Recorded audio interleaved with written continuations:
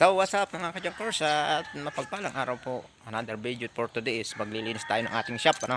At kahapon ng mga ka-junkers hindi na tayo nakapaglinis at gawa ng masyadong mainit.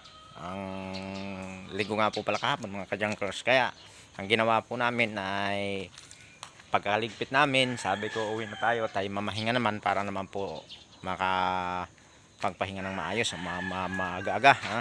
At dapat nga kahapon half day kami kasi marami din naman pong lumabas kahapon, apat sila lumabas, lima po sila lumabas.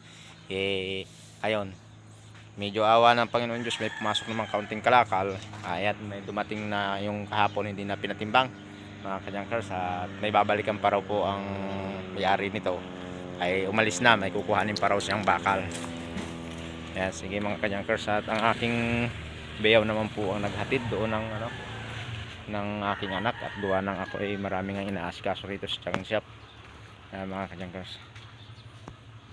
At tayo naman po ay magliligpit dito ng kaunting metal dito para may deliver natin.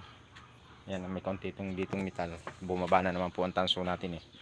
Sige mga kajankers, salamat po sa Diyos, hanggang sa muli, paalam.